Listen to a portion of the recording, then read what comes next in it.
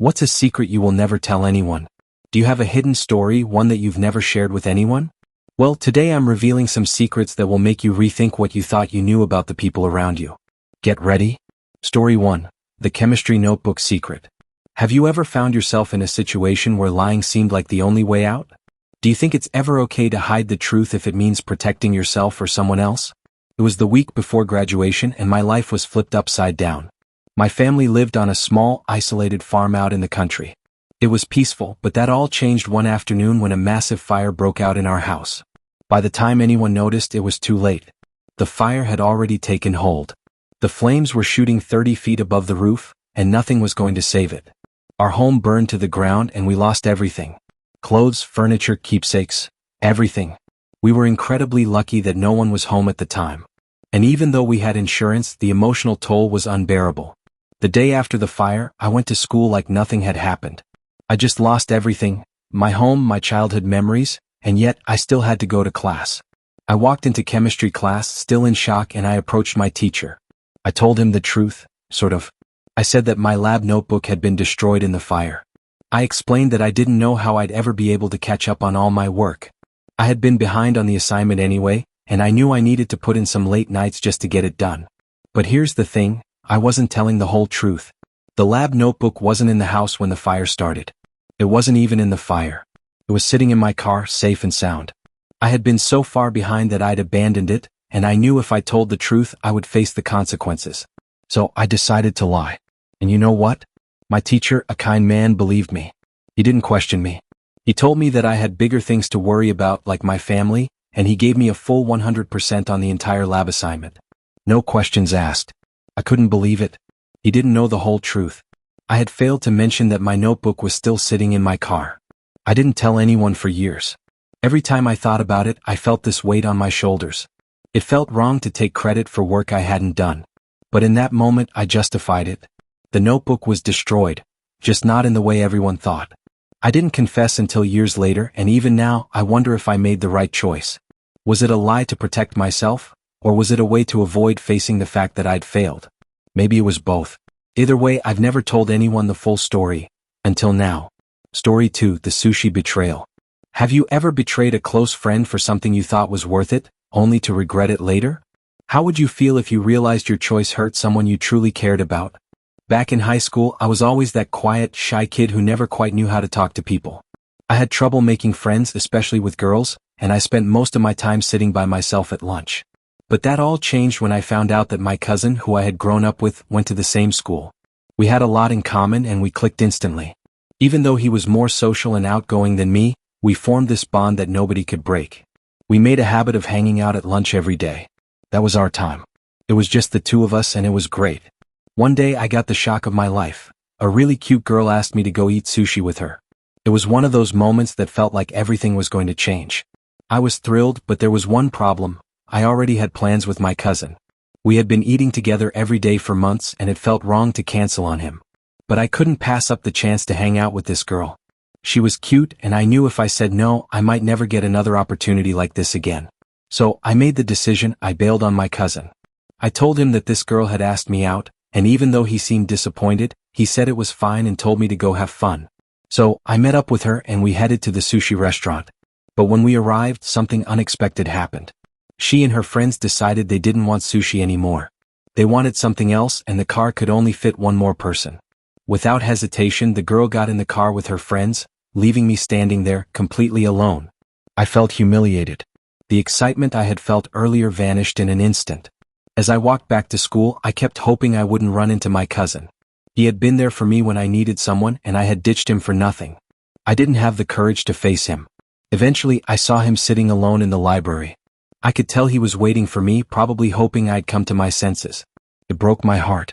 I'd chosen some fleeting moment over someone who meant so much to me. And from that day on, I made a promise to myself that I would never again let anything come between me and my best friend. Brothers before everything, always. Story 3, the Dog That Bit Me. Have you ever had a pet that you were terrified of at first but later became your best companion? Do you think animals have the ability to understand and bond with us in a way we don't always understand? When I was 6 years old, my grandmother had two dogs that I could never quite figure out. One was a sweet Maltese named Tessa, who was always friendly and playful.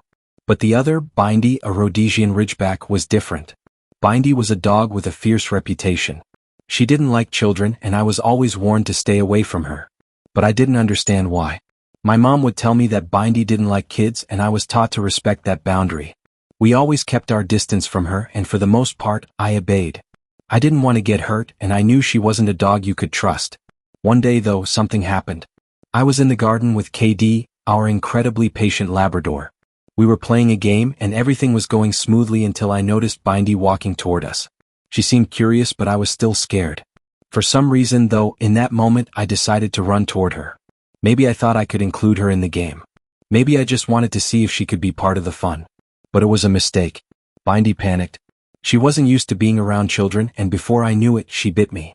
It wasn't a hard bite, just a quick nip, but it left a bruise. I didn't bleed, but I was scared. I ran off to my cubby house and cried, hiding from everyone, trying to figure out what had just happened. I knew I couldn't tell my mom. She would be furious. If I told her that I had tried to play with Bindy, she'd be upset that I broke the rule. So I kept it to myself, nursing my wound in secret. For weeks I avoided Bindy. Every time she came near, I would back away. But slowly something changed. One day Bindy started following me. She would sit by my side, rest on the couch with me, and follow me around the house. It was as if she was making up for what happened.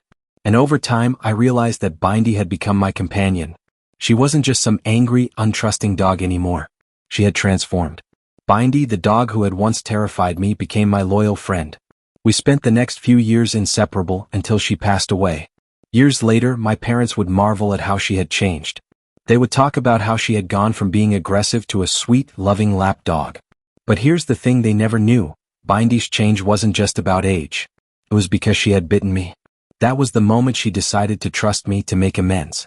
Story 4. The most embarrassing experience. Have you ever been so humiliated that you just wanted to crawl into a hole and disappear? What do you think is worse, the embarrassment in the moment or carrying the shame for years afterward? It was my second grade year, and I still remember how the classroom felt, the buzzing energy of kids trying to settle into their seats. The desks were still new to me, and the walls were decorated with bright, colorful posters. But I wasn't focused on the decorations. No, my mind was preoccupied with something that had become a growing nightmare over the past few days. I had a teacher who was strict, very strict. One of her rules was that there would be no bathroom breaks during class time, not even during free time when we could do whatever we wanted. No matter how much I tried to plead my case, no matter how much my stomach was screaming, I was stuck. The first day it happened, I was sitting at my desk trying to focus, but I really had to go. I asked to use the bathroom, but she shook her head and told me to wait. I wasn't exactly sure why she wouldn't let me go, but I didn't want to get in trouble, so I waited. The seconds felt like hours as the pressure grew, but there was nothing I could do. I crossed my legs and tried to concentrate, but by the time the bell rang for recess, it was too late. I remember the humiliation in that moment. I could feel the warmth spreading, and my face turned bright red as I stood up. The other kids looked at me, but I kept my head down. I tried to sneak away, but the damage was done. I had wet myself in front of the entire class. I ran to the bathroom and cried. My teacher barely acknowledged what had happened. I just wanted to forget it, but I knew it would haunt me. The second day it happened again. Same situation. I asked to go, but she refused. My body couldn't hold it anymore. The shame I felt was unbearable, and once again I had an accident. The other kids were more aware of it this time, and the whispers started. I spent the rest of the day with my head low, trying to keep to myself, wishing the earth would swallow me whole. But it wasn't over yet. On the third day, I knew I couldn't let it happen again. I was determined to hold it in no matter what. I begged and begged her to let me go to the bathroom, but once again she refused.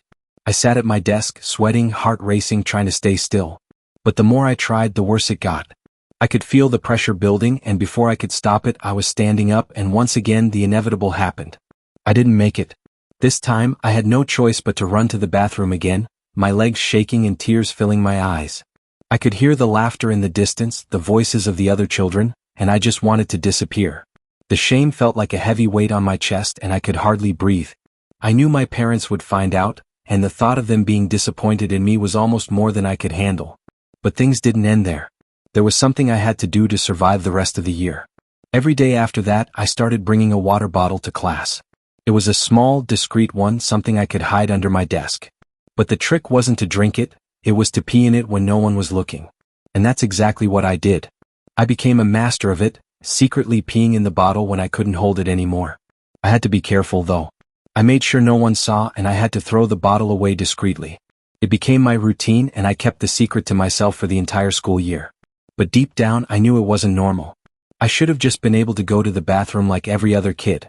But my teacher's rigid rules made me feel trapped.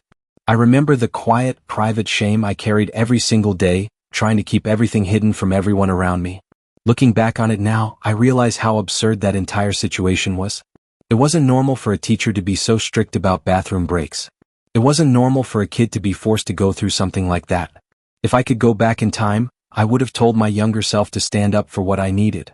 I would have told that embarrassed, small child to just tell the teacher no and demand the basic human dignity of being able to go to the bathroom when needed. But in those days, it felt like an insurmountable challenge. And now, looking back at how I handled it, part of me wishes I could have been braver. I think about how I've carried the shame with me all these years, even though I know I did what I had to do to survive. What's worse, the embarrassment in that moment or the fact that I still carry it with me now? Maybe it's both. But today I can laugh about it. It wasn't the worst thing that ever happened to me. But it was definitely one of the most embarrassing. Story 5. The steal I couldn't tell. Have you ever caught someone doing something wrong but you chose not to say anything? What would you do if you knew someone you cared about was making a big mistake? It was a typical afternoon during my high school years, and I was working my shift at the local grocery store. I was on break when I noticed someone walking in through the sliding doors. It was my friend and she was alone. At first, I didn't think much of it, but as I watched her walk through the aisles, I noticed something strange. She was holding a large satchel bag, but she wasn't picking up any items to buy.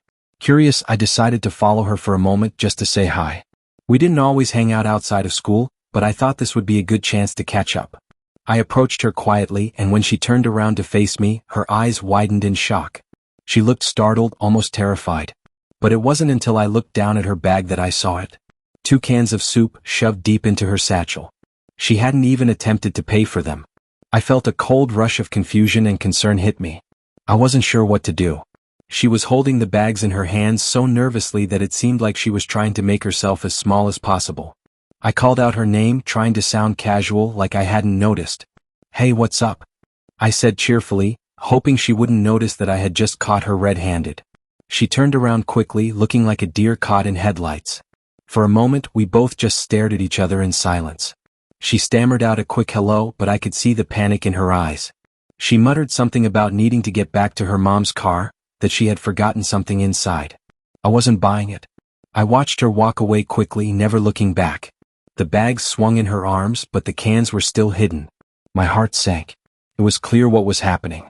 She had stolen the soup. Now here's the thing, I knew her situation. Her family was struggling, her mom was dealing with addiction, and my friend had to take on a lot of responsibility for her younger siblings. She was only 16, but she had already taken on the role of a caretaker, even when she was barely able to take care of herself. I didn't want to judge her. In fact, I couldn't. I understood why she might do something like that. I knew she wasn't stealing because she was greedy or malicious, but because she was desperate. Her family was always on the edge, and if it meant getting a couple of cans of soup for dinner, I could understand why she felt like this was her only option. But despite knowing all of that, the fact that I had seen her steal didn't sit well with me. I knew I had a choice. I could have told the store manager. I could have said something to her, confronted her about it, and perhaps helped her figure out another way. But the moment we locked eyes, something held me back. I couldn't bring myself to expose her. I didn't want to make things worse. I didn't want her to face the consequences that might come from being caught. And I definitely didn't want to make her feel worse than she already must have. So I said nothing. I pretended like I hadn't seen anything, like it was just another ordinary afternoon. And I never told anyone what I had witnessed. The worst part? I could never shake the feeling that I had let her down. I had stood there knowing what was going on and chose to do nothing. In that moment, I wasn't sure if I made the right choice, but at the time, it felt like the only one. Sometimes, I still wonder if I could have done something to help her without causing more damage. Years later, I still remember that moment like it was yesterday. I think about how much I cared for her and how I couldn't find the courage to confront the situation.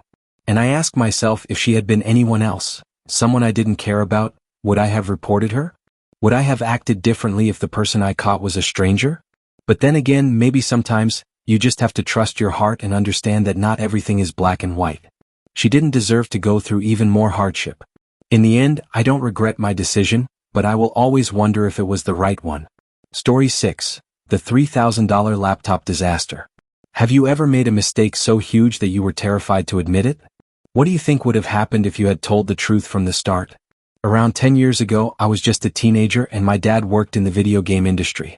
He was always very cautious with his things, especially his tech, but one day he handed me the most amazing gift I could imagine. A high-end gaming laptop worth $3,000. This wasn't just any laptop. It was the kind of device that made all my friends jealous. I had never owned anything so expensive, and to be honest, I didn't fully appreciate just how careful I needed to be with it. I was clumsy, anyone who knew me could tell you that.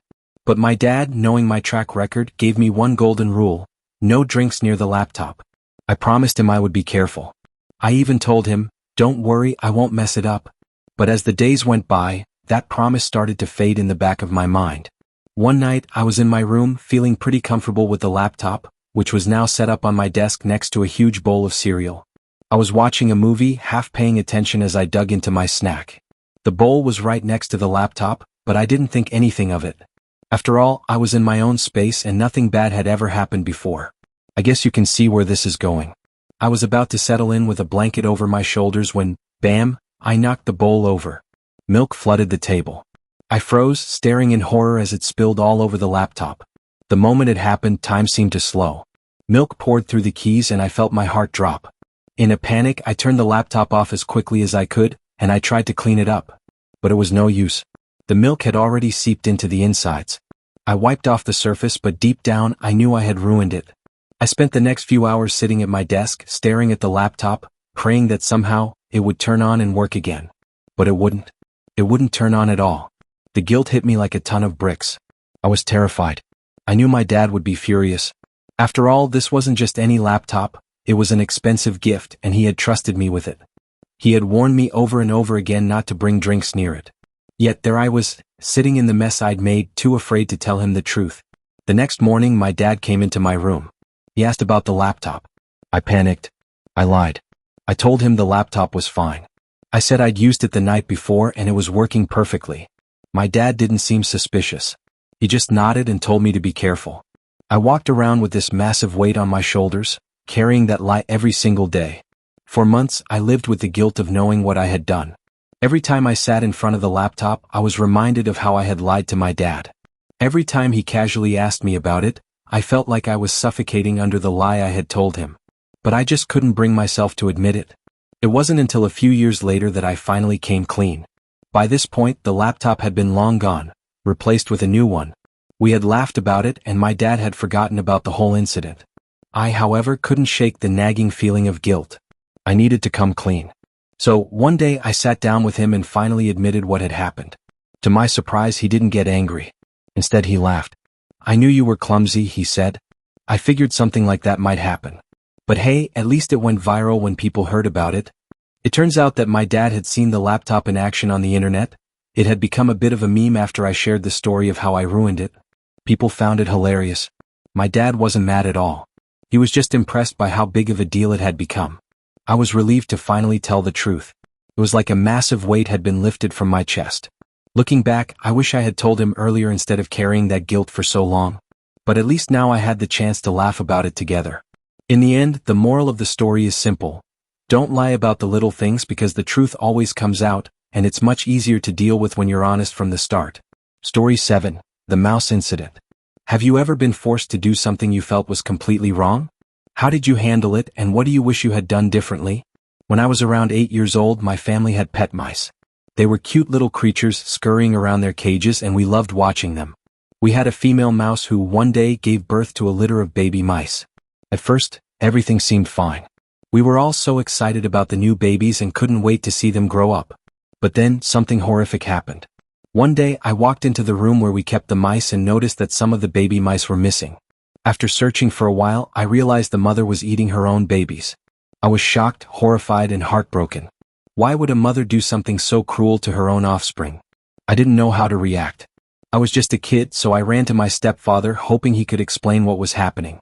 But what happened next made the situation even worse. Instead of comforting me, my stepfather reacted in a way I can never forget. He seemed unfazed by my distress, almost cold.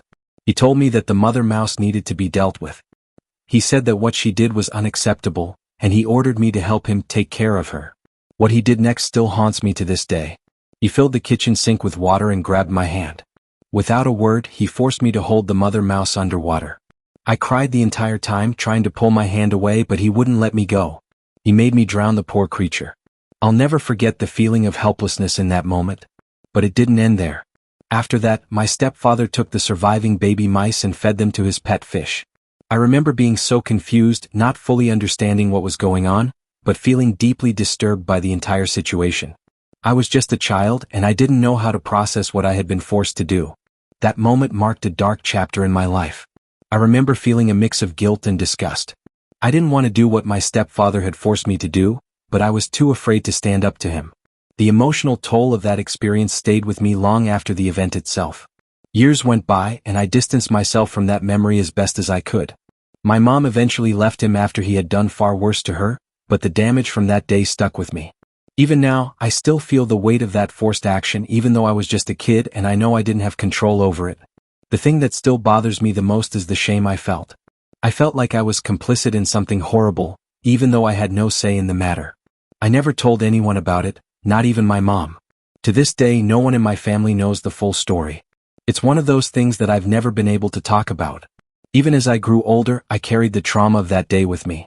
It was one of those memories that I locked away, not wanting to confront it. But every time I think back to that day, I can't help but wonder how different things might have been if I had just had the courage to tell someone the truth. To tell my mom what had happened. Looking back, I wish I had said something. I wish I had refused to do what my stepfather made me do, but at the time, I was just too scared. It was one of the most traumatic experiences of my childhood, and it's something I'll never forget.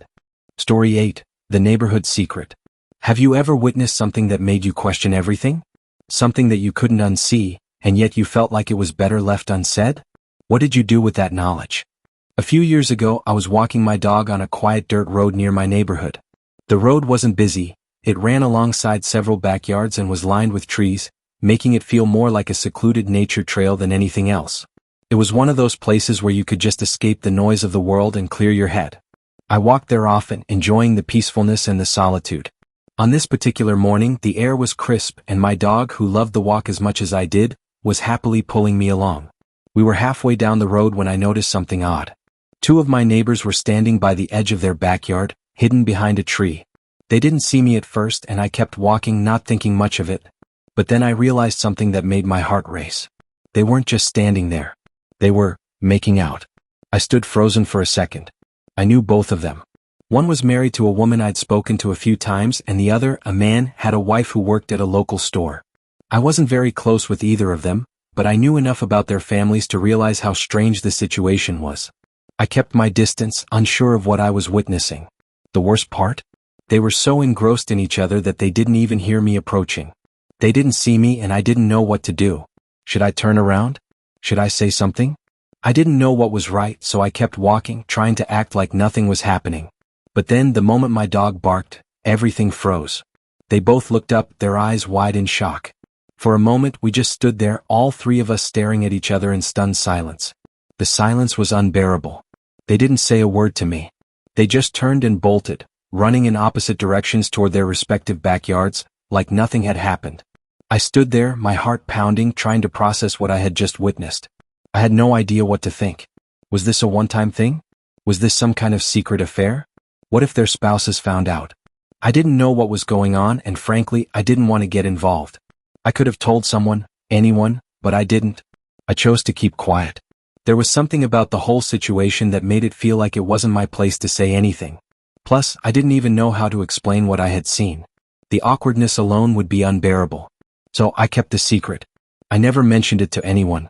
To this day, neither of them ever acknowledged the incident, and I never brought it up. I sometimes wonder if they even remember it or if it was just an embarrassing blip in their lives that they've long forgotten. But for me, it stuck with me.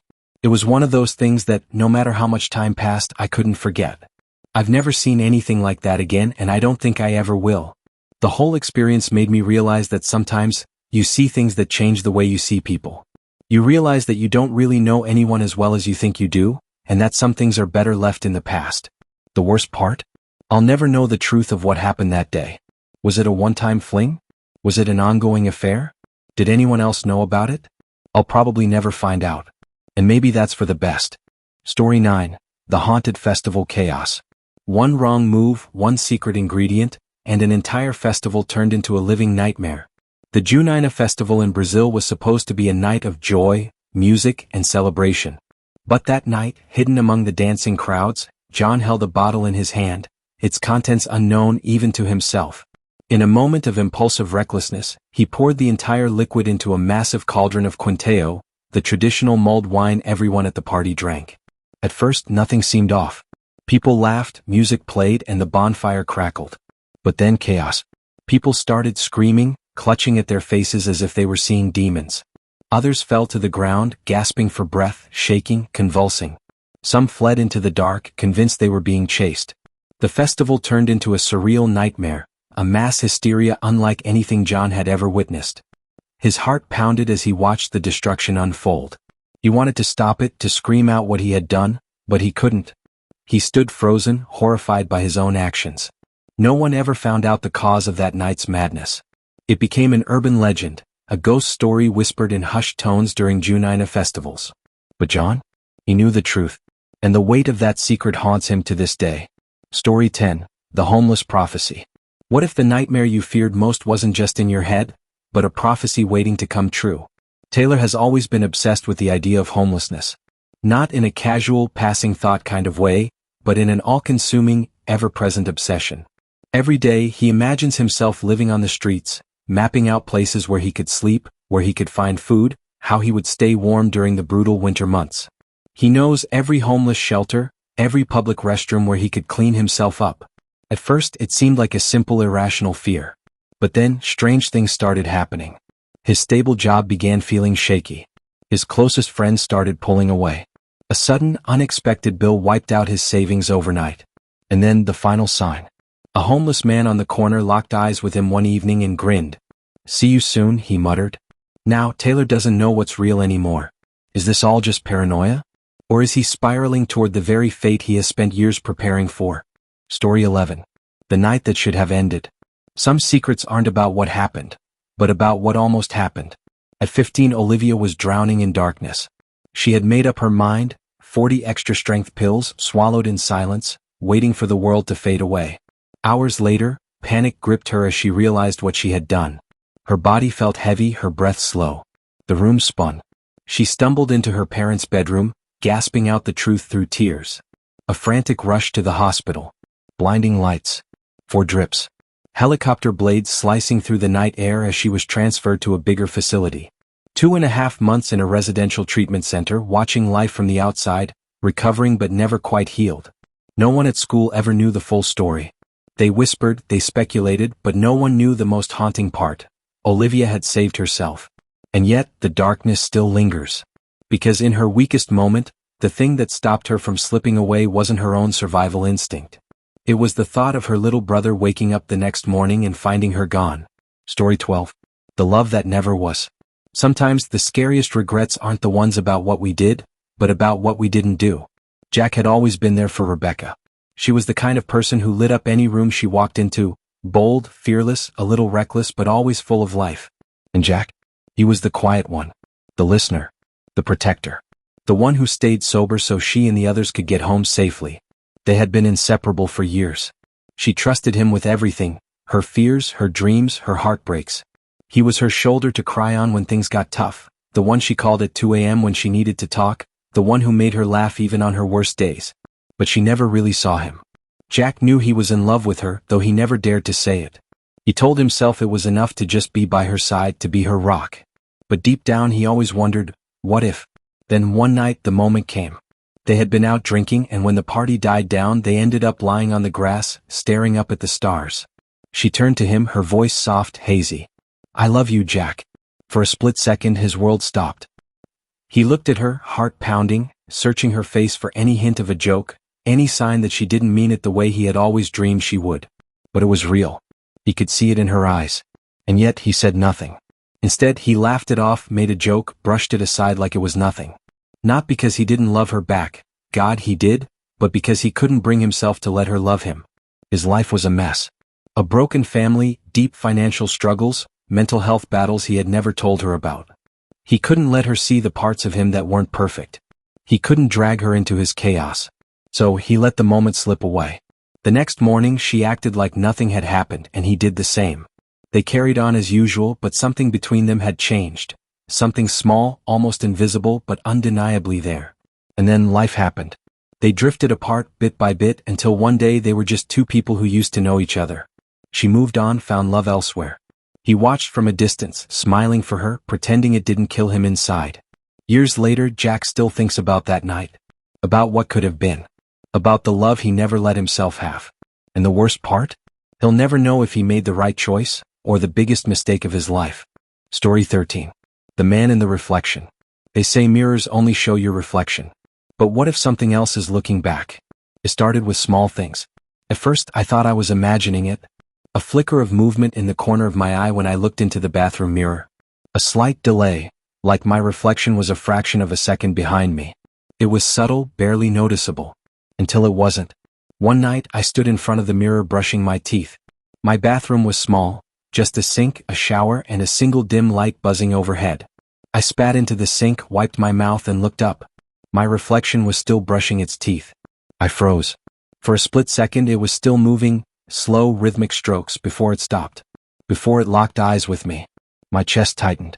Every part of my brain screamed, no, no, no, this isn't real. I closed my eyes, took a deep breath, and when I opened them again, everything was normal. Except it wasn't. Because after that night, it kept happening. The reflection would move when I wasn't moving. Blink when I wasn't blinking. Stare at me when I wasn't looking. I stopped using mirrors altogether. Brushed my teeth in the dark. Avoided my reflection in store windows, car mirrors, anywhere I could see myself. But it wasn't enough. Because one night I woke up. And there was someone standing at the foot of my bed. At first I thought it was a shadow. A trick of the darkness. But as my eyes adjusted, I saw it clearly. It was me. Not a twin. Not a hallucination. It was my exact reflection, standing there in the dim light, head tilted slightly to one side. Watching me. And then it smiled. I don't remember what happened after that. I must have blacked out because the next thing I knew, the sun was shining through my window. The room was empty. The mirror on my wall was shattered. I moved out of that apartment the next day. I threw away every mirror I owned. And for years I thought it was over. Until last week. I was walking past a store window and, out of habit, I glanced at my reflection. Just for a second. And my reflection? It didn't glance back. It just stood there. Smiling. Story 14. The Whispers in the Walls. Some houses have history. Others have secrets they don't want you to know. When I moved into my new apartment, I thought I had finally caught a break. Cheap rent, decent location, and most importantly, peace and quiet. Or so I thought. The first night I noticed it. A faint whispering sound. At first I assumed it was my neighbors. Thin walls, maybe someone talking in their sleep. But as the nights passed, I started to realize something. The whispering was coming from inside my walls. It wasn't words. Just a hushed, breathy murmur that moved. Sometimes near the ceiling. Sometimes behind my bed. Sometimes right next to my ear. I convinced myself it was just the pipes, the wind, my imagination. Until the night something whispered my name. I woke up to a soft, raspy voice. Olivia? I bolted upright, heart hammering, eyes scanning the darkness. The whispering stopped. I didn't sleep that night. The next day I called my landlord. He laughed it off, told me old buildings make weird noises. I didn't push it. What was I supposed to say? The walls are talking to me? But the worst was yet to come. One night as I lay in bed, I felt something shift under my mattress. A slow, deliberate movement. My breath caught in my throat. Then the whispering started again. Olivia, let me out. I sprang out of bed, grabbed my phone, and shined the flashlight under my mattress. Nothing. Just wood slats, dust, and a seam. A small, almost invisible door built into the floor. My stomach dropped. I hadn't noticed it before. It blended perfectly with the wood. But now that I saw it, I couldn't unsee it. A handle. A tiny, rusted handle. I didn't sleep that night. The next morning, I grabbed a crowbar and forced it open. The smell hit me first. Damp. Rot. Something old. Inside there was a crawl space. Tight, dark, just barely big enough for someone to hide in. And in the center of that space? A pile of crumpled papers. I reached in, my hands shaking, and unfolded one. The words were scrawled in frantic, uneven handwriting. It won't let me leave. I flipped to the next page. It whispers to me. The last page was smeared as if the writer's hand had trembled too much to hold the pen. But I could still make out the final sentence. If you find this, don't listen. Don't speak. Don't let it know you hear it. I slammed the trapdoor shut and moved out the next day. I don't know who wrote those notes. I don't know what happened to them. And most of all, I don't know what was whispering in my walls. But sometimes, when I close my eyes, I still hear it. Olivia? Story 15. The Shadow in the Basement. Some rooms are better left unopened. Some shadows never stay in the dark. It was an old house. The kind with creaky floorboards and windows that rattled in the wind. My family had moved in just a few weeks ago, and everything seemed fine at first. But then I discovered the basement. It wasn't exactly hidden. In fact, the door to it was right next to the kitchen. A wooden, creaky door that had obviously seen better days. But I never gave it much thought. I figured it was just storage, old boxes, maybe some unused furniture. One afternoon, as I was rummaging through the cabinets, I heard a soft creak. It was coming from the basement door. I stood still, trying to shake off the unease that crawled up my spine. But nothing came of it, so I ignored it. That night, I went to bed early, exhausted from unpacking. The house was quiet, save for the occasional creak of the floorboards as the house settled. Then, in the dead of night, I heard it. A whispering sound. Soft. Almost melodic. Like someone humming but off-key. I tried to ignore it, pulling the covers over my head. But it was persistent. It came closer. I peeked out from under my blanket, my heart pounding. The hallway outside my room was dark and the whispering had stopped, but there was something else. A shadow moved across the floor in the hallway. It didn't belong there. It was too long, too thin. And it moved in a way that wasn't natural, like it was dragging itself along the floor. I was paralyzed with fear, unable to move or scream. The shadow paused at the basement door. It seemed to be listening, as if waiting for something. Then it slithered into the basement. I didn't sleep the rest of that night. The next morning, I tried to convince myself it was a trick of the light, some weird dream. I went about my day, but I couldn't shake the image of the shadow. So that evening, I decided to investigate. I grabbed a flashlight and made my way to the basement door. My hands were trembling as I reached for the handle. The door was cold. Unnaturally cold. I opened it. The basement was dark and musty, filled with old furniture and boxes. I scanned the area with my flashlight. There was nothing out of the ordinary. But then I saw it. In the far corner of the room, just behind a pile of old boxes, was a figure. It was crouched down, facing the wall. Its body was thin, impossibly long, like it was made of shadows. I took a step forward, trying to get a better look, but as I did, it turned. Its face was pale, its eyes wide and black. Its mouth was open, stretched unnaturally wide in a twisted, silent scream. Before I could react, the shadow lunged at me. I ran.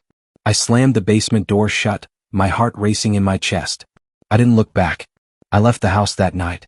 Packed up and drove away without a second thought. To this day, I can't explain what I saw down there. But I know one thing for sure. Whatever was in that basement wasn't human. Story 16. The Forgotten Picture. Some memories should never be uncovered. And some pictures should stay hidden forever. I've always loved old family photos.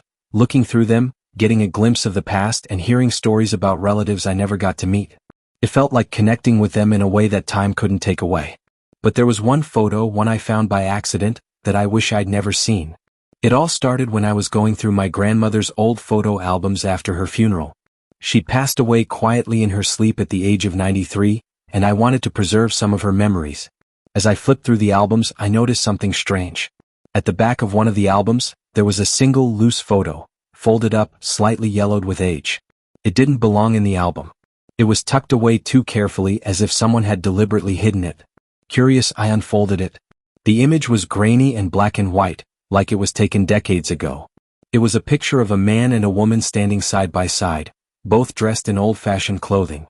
They were smiling, but there was something unsettling about their expressions. The woman's smile was too wide, almost unnatural. And the man, he looked like he was in pain. But it was the background that sent a chill down my spine. Behind them, in the shadows, was a figure. At first, I thought it was just the odd lighting, but then I realized there was no reason anyone should have been standing there. It was a tall, thin silhouette, barely visible but unmistakable, with long arms that stretched far too far for a normal person. Its face was blurred out, but you could make out the hollow eyes and the twisted, mocking grin. I felt a chill, but I brushed it off as my imagination. I showed the picture to my parents the next day, and their faces went pale when they saw it. My mom's hands trembled as she took it from me. "This photo," she said, her voice cracking. "This isn't possible. This isn't our family." I stared at her, confused. "What do you mean? This is Grandma, isn't it?" She shook her head, her face tight with worry. "No, that's not Grandma. Not her, and not him either." "Then who are they?" I asked, but she didn't answer. Instead, she handed me the photo and turned away. The silence in the room was suffocating. My father, who had been listening silently from the other side of the room, suddenly spoke up. "I don't know how, but that picture shouldn't exist," he said, his voice low and heavy. "It's impossible. The man in the picture, he's not supposed to be there." They didn't elaborate. Instead, they insisted we throw it away, burn it, do anything to get rid of it. But I didn't listen. I kept the photo hidden in my drawer, unsure of what to make of it, until one night, about a week later, I woke up to a soft sound in the dark. A whisper. It was faint, but it was there. It was coming from the direction of the drawer where I had placed the photo. I couldn't move. My entire body was frozen. Then the whisper turned into a laugh. A cold, mocking laugh. The same twisted laugh that had been in the background of the photo. I couldn't take it anymore. I grabbed the picture and ran outside, my hands shaking uncontrollably. I buried it in the backyard, deep enough that no one would find it. But even now, sometimes I hear that laugh. And every time I close my eyes, I see the silhouette standing in the background of that photo, watching me. Story 17. The last ride. Some roads should never be traveled. Some rides should never be taken. It was supposed to be a fun weekend getaway with friends. A quick road trip to get away from the grind of work and life. We all piled into my old car, excited for the adventure that awaited us. We didn't know what we were really heading into. The trip started out normally, laughter, music blaring from the speakers, the highway stretching out ahead of us like a promise of freedom.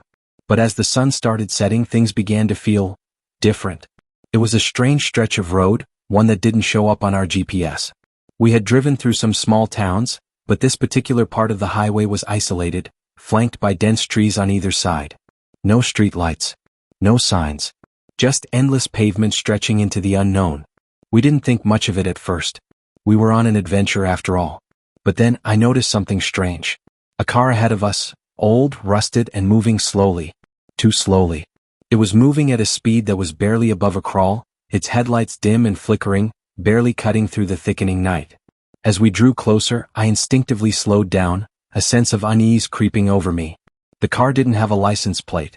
At that point, we were too far from civilization, and the thought of turning back didn't sit well with any of us. So we decided to keep going. But the eerie feeling only intensified. Every time we tried to pass the car, it would speed up, just enough to stay ahead of us, keeping an uncomfortable distance between us. The rusted car seemed to move effortlessly, its taillights glowing faintly, drawing us deeper into the night. A cold dread settled in my stomach, but I didn't want to seem paranoid, so I kept my foot on the gas.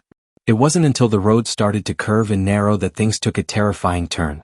The car ahead of us swerved as if the driver had lost control, and it crashed into a tree on the side of the road. I slammed the brakes. The screech of the tires filled the air as we stopped just short of the wreck. We sat there for a moment, stunned, unsure of what we had just witnessed. After a few seconds, we all looked at each other, unsure of what to do. Then, without thinking, I grabbed the flashlight from the glove box. "I'm going to check on them," I said, my voice shaking. I got out of the car, flashlight in hand, and started walking toward the wreck. The rest of my friends stayed in the car, too scared to move. When I reached the car, I saw something that made my blood run cold. The driver's seat was empty. There was no body. No sign of anyone having been there at all. Just an empty, rusted shell of a car, its doors wide open. But then I noticed something else. In the rearview mirror, I saw a figure. A man. He was standing behind me, too still, too silent. He wore an old-fashioned suit, his face hidden in the shadows, but I could feel his eyes burning into me. I froze. My breath caught in my throat as I slowly turned around. But when I looked, there was no one there. I ran back to the car, my heart pounding in my chest. I got in, slammed the door shut, and drove off as quickly as I could. The rest of the trip was silent, none of us daring to speak. We didn't look back. We didn't stop until we were back in town. I haven't been on that road since. And I don't plan to. To this day, I can't explain what happened. I don't know if it was a ghost, a figment of my imagination, or something else entirely. But I do know this. There are some roads, some paths that should never be taken. And that's the end of today's story. But remember, some roads are better left unexplored. If you enjoyed this tale and want more spine-tingling experiences, make sure to hit that like button, share with your friends, and subscribe for more creepy stories. You never know what you'll uncover next. Stay safe out there. You don't know who or what might be watching.